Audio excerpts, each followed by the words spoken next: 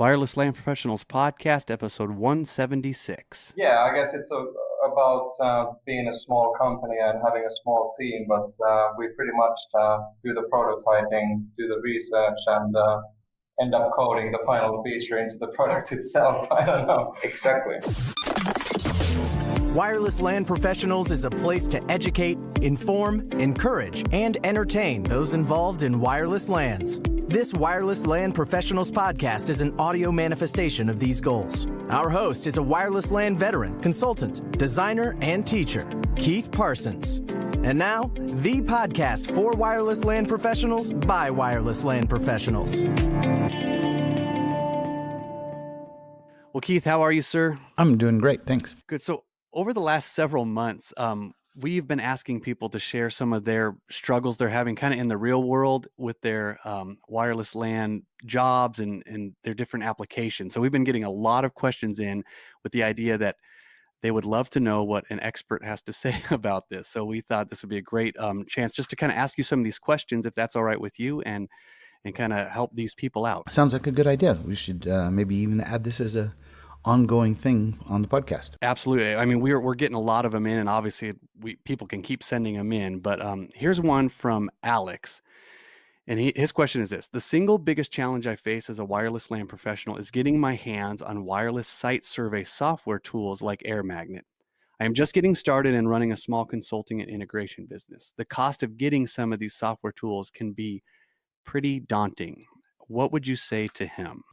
Alex, you're totally legitimate in asking that question. It does feel really daunting because it's quite expensive when you look at it from a cash basis. Thousands of dollars are going to go out, and you don't know whether or not that money is going to come back in. So I understand the position you're in. On the flip side, it's really hard to be a professional and not have professional tools. So it's a kind of a catch-22 between, do I have the work that will pay for the tool, or do I have the tool and then it will bring me work? So I understand your question. What I've found is you can usually justify just about any tool if you have the job to go with it. So the problem is you go to a customer and they are looking for a validation survey to find out exactly where their data is, and you don't have the tool to do it properly, so you end up doing it lack of a better word, improperly, just using whatever things you have on your computer, walking around and just taking measurements, and not being able to produce a heat map and show them the things that they expect to see. It's really hard to charge the professional service fees for something that doesn't have those same kind of tools. So it is a little tough, but if you have the work available, buying the tool would be paid for itself within just a couple uses of doing the real work. So I would suggest take a very conscious, hard look at, do you have enough business to justify it? If you don't, then try doing other things. Maybe not the need site survey tools. If you don't have the work, it's really hard to justify the cost. If you have the tool, then you can go and easily justify the fees that you'd receive. So starting out in the beginning, very difficult. You might want to try practicing with some other tools. You can usually get anywhere from a couple days to maybe a month worth of demo at some vendors. But you do need to have the tool and be able to use it in order to justify that kind of work. So I hope that helps. Do you ever suggest where you should spend your first dollars? Is there a hierarchy, or is it just, again, depending on which job you have, what's in front of you? It's usually based more on the jobs that are in front of you. If you have a troubleshooting job and the solution has something to do with packet captures, you can start out with something like Wireshark, that the program itself is free, but you just have to have a whole lot of knowledge. So it's a lot of practice and learning, but you don't need to spend much money in order to do that. If the job requires seeing where there's coverage, where there's not coverage, or do we have primary and secondary, or is there voice grade Wi-Fi, that requires a tool like AirMagnet or Ekahau, or perhaps Tamosoft, something like that would allow you to map out where things are. And there just isn't any free version or even low-cost version that allows you to get the quality that you'd need for a professional job. So in your career, just even before Wi-Fi, What was kind of your thought process when you had to spend those first big dollars on different software, different tools? I kind of lucked out. I married into a family that did construction, and they brought along this idea that I never heard before called a side job. I was doing construction, working for my father-in-law one summer in university, and the brother-in-law that I was living with said, "You want to do a side job this weekend?" And I didn't know how to do, they were doing tile, and I didn't know how to do tile. And they said, "If you come along, we'll pay you extra, but this is a side job. It's on the weekend." So I'm like, okay. So I tried it, and I didn't know how to do tile, but I definitely carried lots and lots of tile and hod carrying and all that over the weekend. At the end of the weekend, they gave me $500 cash. And I went, whoa, what's this for? And they said, well, it's a side job. You get your little side job money.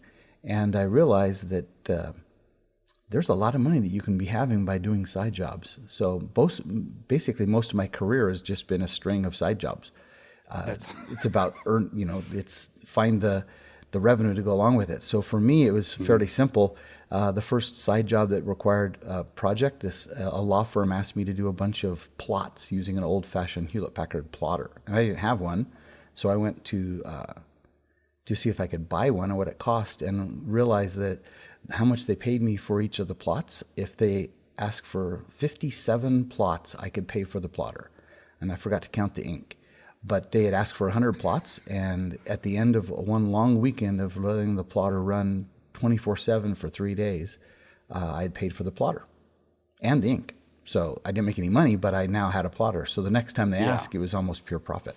So I've been trained from decades ago that if you have the job, you can basically afford just about any tool.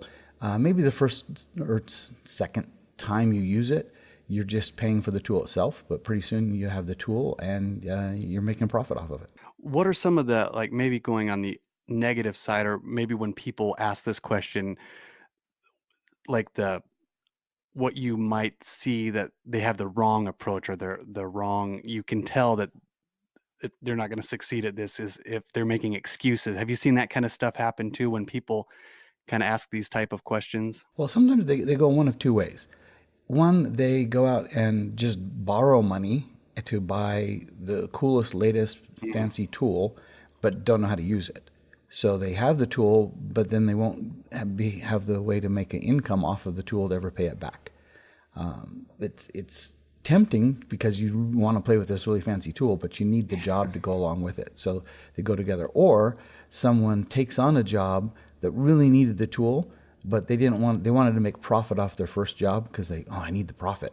So instead of investing, they just did the work, got paid, and then there won't be another job that comes behind it because they didn't perform professionally. So I've seen mistakes going both directions. Well, thank you, Keith. Hopefully, Alex, that helps you and anyone else listening. And of course, we would love to answer your questions. You can send them in to help@wlandpros.com, and we'll get those questions answered in future podcast episodes. I'm assuming, Keith, you don't mind that, do you? No, not at all. Let's continue this. Wonderful. Thank you, Keith. WLAN interview. Getting to know the leaders, movers, and shakers in the wireless LAN world. Welcome. This is Keith Parsons with Wireless LAN Professionals, and today I have a whole gang of people from Ekahau in on the session. You guys want to introduce yourselves and go around the room? Sure. Hi, I'm Raj. I'm looking into the cloud architecture and development. Thanks, Raj. Hi, I'm Mikael Koll. I'm the tech lead for the Ekahau Pro. Main responsibility is technical issues with the Pro, and also a little bit here and there with all the other products. All right, thanks. Hi, I'm Teemu from the research team, and I'm working on the interference detection. Thanks, Teemu. Hey, I'm Jarno. I'm from the research team as well, working on cross-platform stuff and the iOS app. Thanks, Jarno. Hey, I'm Jussi, and I know Keith, and I also know Fernay. Yes, I happen to be in Helsinki, saying hi to the gang and all the team that is putting all this wonderful stuff together. So you decided to go to Helsinki just to give them one more thing to do before the announcement? Yes, and just to say hi and just kind of cheer them up. They've been pretty stressed out with all the big announcement tomorrow. Yeah. Well, if Fernay's there, then you guys have no stress at all. Yeah. He's just helping. yeah, he's totally made us zen.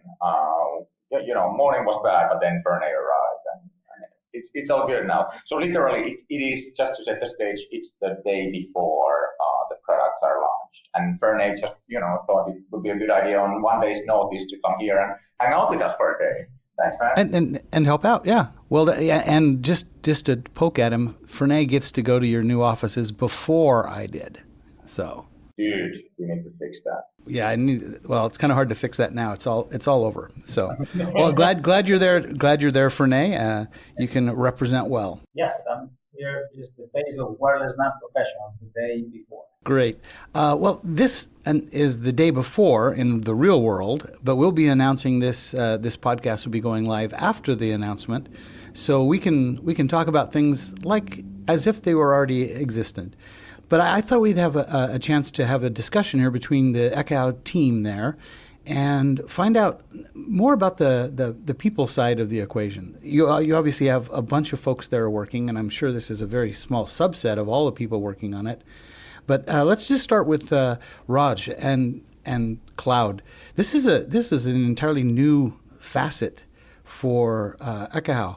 Can you share with us, the process that Ekahau went through, human-wise, of learning and getting up to speed on the cloud? Yeah, actually, we have started this cloud product almost 2 years back, and we were doing lots of research on that, choosing what kind of AWS provider or the cloud provider we need to choose. Like we have then did some POC and then selected like AWS were the masters in cloud providers nowadays. So we have choose AWS. And then what are the technologies we can use? Like it should be cost effective, more secure and robust. So all this has been put into our desk, and then we have chatted with internal teams and then we choose some of the open source technologies so that it could be adaptive to any platform and easy for migration purposes if required in future. So all these things have been put into the process, and then we kick-started with the milestones of MVP, and then we jot on like what are the MVP features which we are going to pitch in during the release to the customers or users. So those things we have drafted and then implemented slowly one by one, and with lots of regression testings and bugs and fixes. And finally we are here now for the launch tomorrow. Hope we will be rocking with this product. I have the very good confidence on that. Here were security and load testing and getting the load Exactly. right and stuff like that. You want to talk about those a little bit? Yeah, the security was like the most important for the cloud users. We were created lots of like entry points where we can secure the users in terms of data privacy, in terms of security, like this WAF web application firewall, and then DDoS attack preventions. By default, like AWS have some standard prevention methodology or techniques or the hardware devices or software devices. But in addition to that, we have created an advanced security measures has been placed. And we have found some minor vulnerabilities, and those got fixed before the release. Now it's bug free at the moment, or vulnerability free, I would say. Most secure to use for the cloud users. And in terms of performance, like we are still trying to improve day by day. It's not that very good, I would say. If 10,000 parallel users come and hit the cloud, that won't happen near future or so. But still, like we are trying to achieve more and more. We are increasing our bars to the next level and trying to achieve the better performance. How fast we can upload or do the sync from client to cloud. It depends upon the project size, of course, like, and then network speed. So even though like we are trying to achieve our best.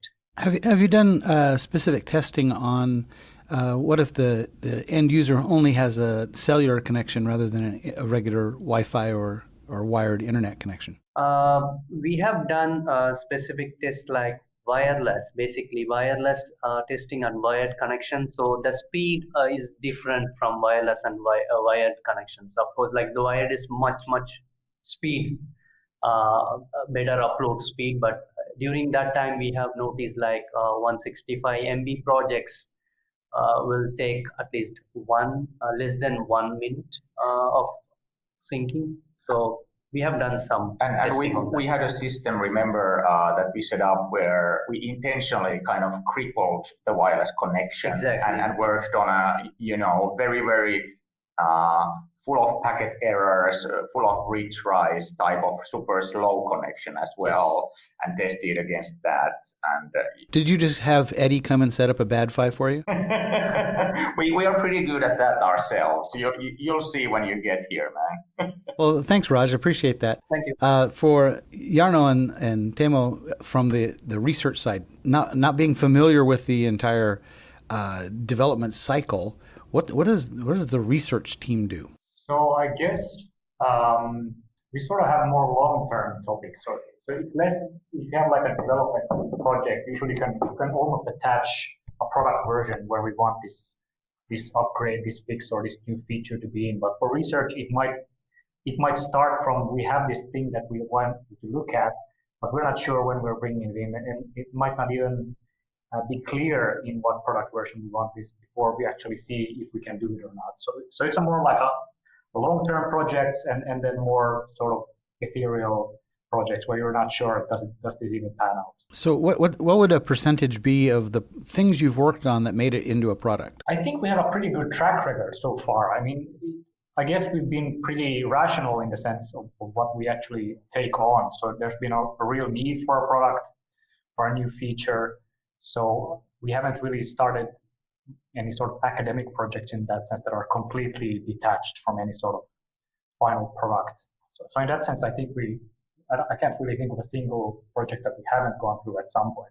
Yeah, maybe there have been like shorter prototypes. Yeah, that's done in a matter of few weeks. But no one has no really long-term project that we have just abandoned. Yeah. And we've had some of them have been in the plate like on and off development for 5 or 6 even years, like some of the upcoming wall stuff, for example, not going into details more about that. But and I think Ekahau's research, like you look at large companies and they have siloed research departments where they are researching for like topics 10, 20 years from today, but Ekahau's maybe the research is like 1 to 3 to 5 years out. And typically it's very much like Teemu said, targeted towards, actually having that in a shipping product. Yeah. And one unique factor, maybe you can, Jarno, talk about this, is that not only do you guys do research, but also production code. Yeah, I guess it's about being a small company and having a small team, but we pretty much do the prototyping, do the research, and end up coding the final feature into the product itself. I don't know. Exactly. That might be a good thing, or that it might be perceived as a bad thing. There's certainly ups and pros and cons towards that kind of approach. But yeah, we basically do the whole thing by ourselves. And it's like, of course, at times, if it has let's say a research problem and then a UX heavy component to it, some other persons might be helping out with the user interface.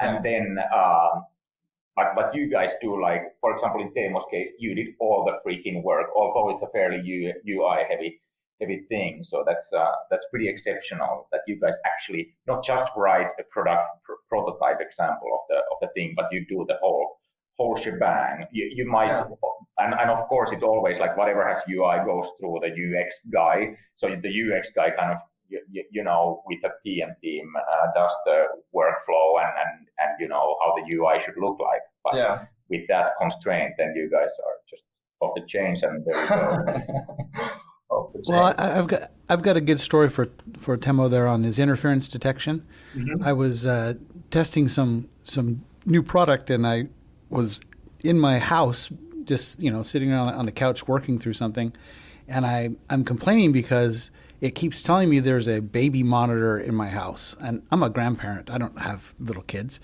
And I'm sitting there frustrated, and I finally voice it out loud, and I say something. I'm like, this stupid thing keeps showing there's a baby monitor. And my wife goes, oh, yeah, I bought one for when the grandkids were over. So I should have trusted it a little better, that it was actually there and it was telling me the truth. So yeah, or really great timing. Yeah. It's like I didn't think it was true, and then it was actually smarter than I was. So I appreciate that effort.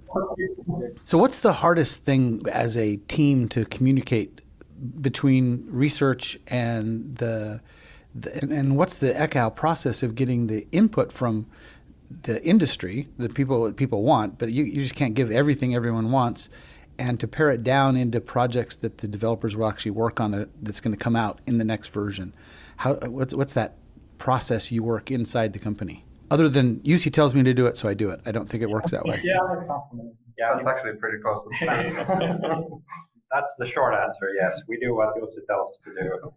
But I would say Ekahau does offer a fair amount of opportunities for even normal developers such as ourselves to go out in the world, try out the product, talk to people who actually use it, and we get a unique perspective from there. And I would definitely say that we have some input when it comes to like the finer details. Have you added any Easter eggs without us knowing, by the way? Now would be a good time to tell it to everybody. I'm not telling. That's why they're Easter eggs. Well, while we're on the research team, Keith, is it okay if I steal the mic again for a couple of seconds? Of course. And Jarno is a unique guy in a sense that you deal with the iOS actual development a lot, but then you also do research. So what did you do exactly in this project, and how did you share your time between the software development and then the research-based tasks? And those are two overlapping things anyway. Yeah. So one major thing for the new product is that we had to do the subsets of visualizations for the iOS also. So we figured that instead of porting a lot of code and trying to maintain two different code bases, we want to have a common code base that we could use as a library from both the desktop application and the iOS application. And so there was basically two overlapping projects.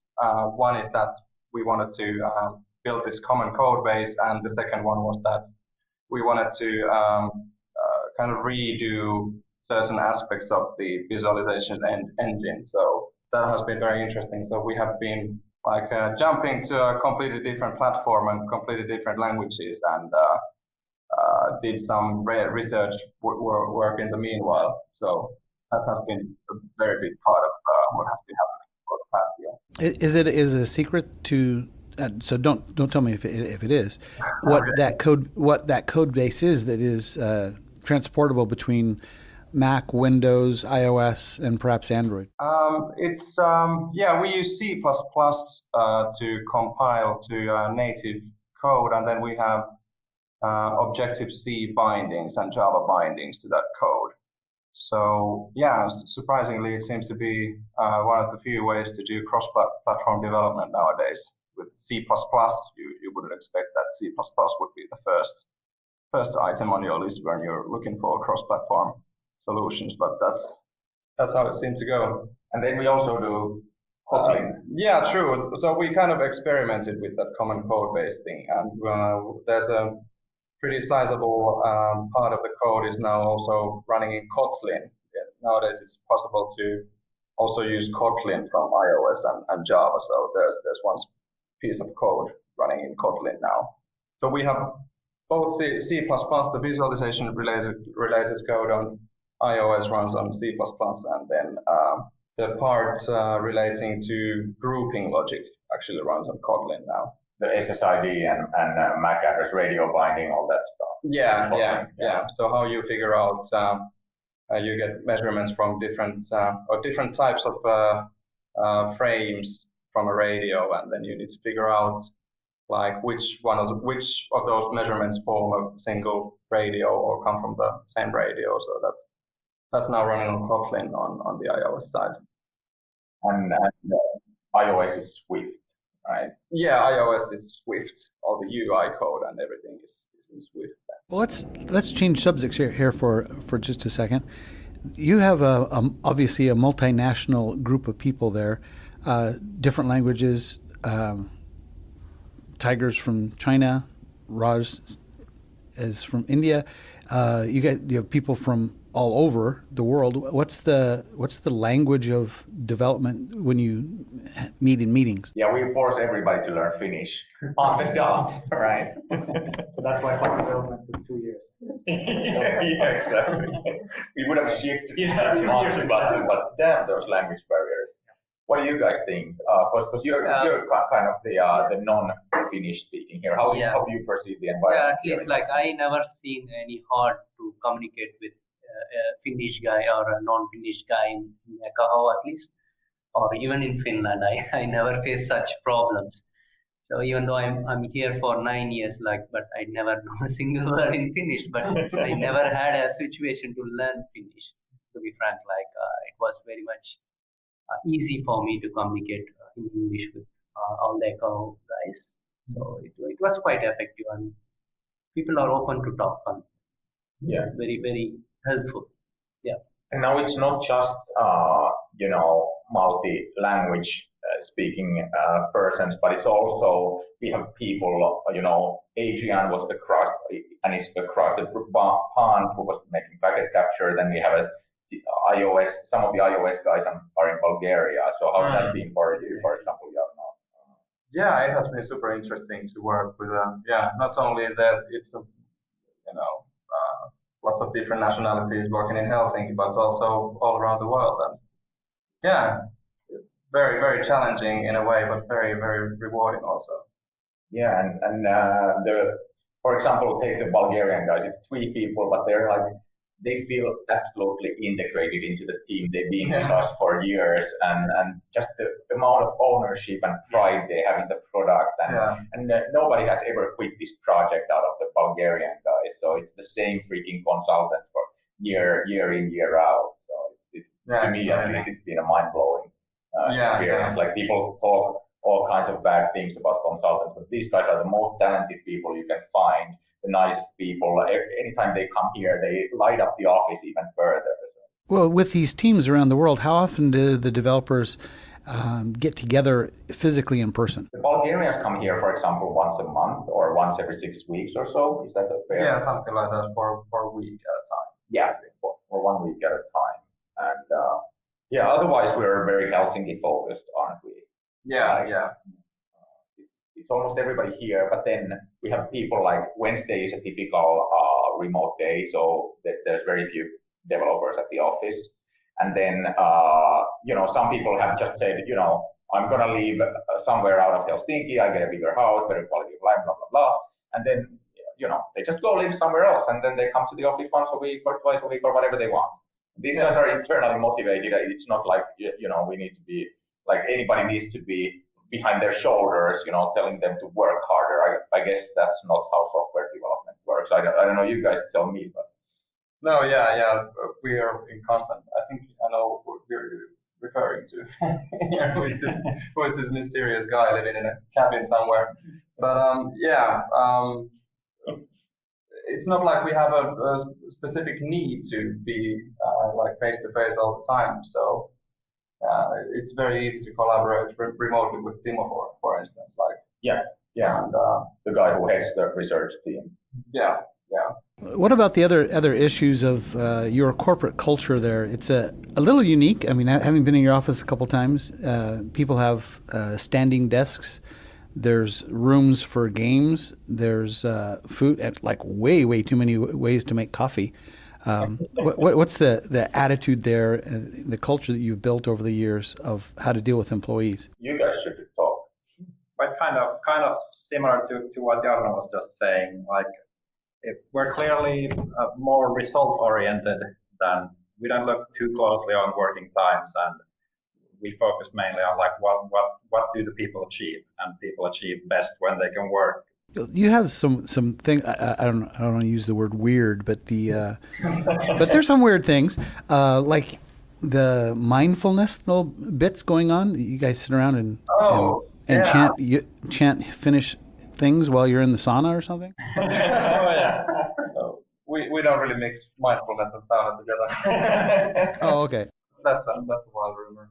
Those are two separate things. Those are definitely two separate. We should make that a thing. Yeah, it should be like that. Yeah, Yeah. it should be a serene place where you kind of meditate, but yeah, Yeah. it's not really. Yeah. But this mindfulness thing. That was your project, wasn't it? Yeah. We haven't continued that. I think we should continue that. We definitely should. Yeah. A couple of weeks ago, we switched mindfulness to Big Lebowski. We watched the Ekahau Classic movie night and watched a movie called Big Lebowski here. Yeah. Definitely a classic. Definitely a classic. Yeah. So what's the culture there for? I hate the term, but I'll use it anyway. Work-life balance. How do you go about balancing, the pressures of rolling out new code, new ideas, along with keeping your families happy? Well, I mean, I'll tell you, I don't. When I leave the office, I don't look at my work mails. I mean, this is a personal thing. I'm sure other people do keep constant watch on their mail. I know, like Jussi definitely has to do it. But for me, when I leave the office, I close the work phone. That's pretty much it. And I don't think too much about work. Well, sometimes when I go to sleep. Well, that's where all the answers come. That's true. Or the toilet. That's where all the food goes. And what's the so address the coffee issue there? You guys have been known as be coffee snobs, and then at Atmosphere, Jerry and Joel actually presented on coffee. Yeah, while being high on coffee, high on caffeine. So I think that comes naturally. So Finns consume the most amount of coffee per capita in the world. I thought that was vodka. That's Russia. Different. Oh, Russia. Oh, okay. You're close. Geographic straight. Russia next to Finland, not Finland anymore. Anyway, so we consume a lot of coffee, and then I think like 10, 15 years ago, this hipster, quality-conscious coffee culture kind of started to blossom in Helsinki. More and more better coffee shops started opening up, and people really started to pay attention to coffee. And I think this goes to the deep into the Finnish engineering-minded mindset in a way as well. Like whatever we start doing, then it has to be super quality conscious. I'm looking at speakers right now in our hall, which are Genelec, GENELEC, and those are really, really good speakers, engineered and built in Finland. So we're really if you like audio, then it has to be super studio quality audio.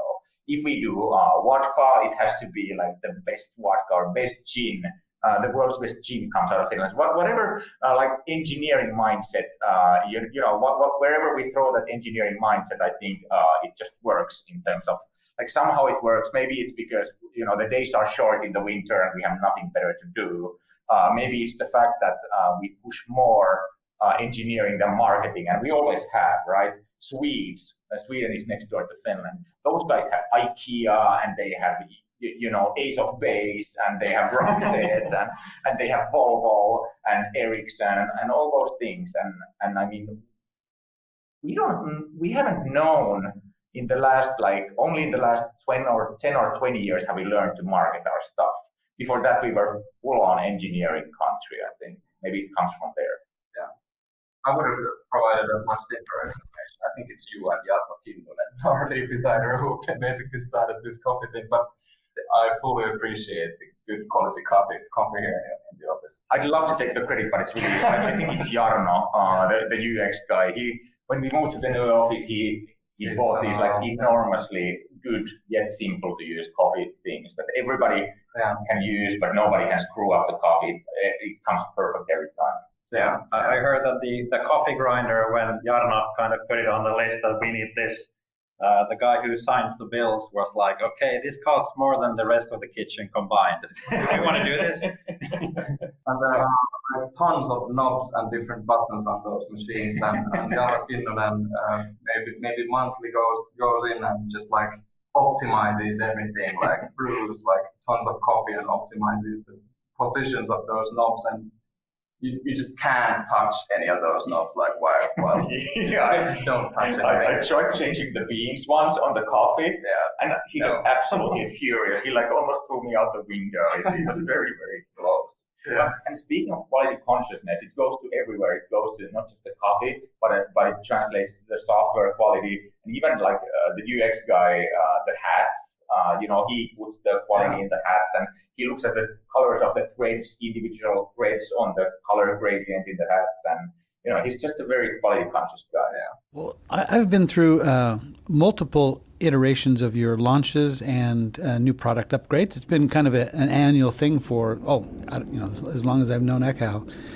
But in the past, you've launched, and then later, at some point in time, there was the first customer ship, the FCS code. This launch is a little unique that you're launching and actual launching at the same time. Did that change much of what your launch process? I think it's been, you're right. Recently, we probably have pre-launched and then shipped, but this is such a big deal. We just have to be sure that everything works and works in combination.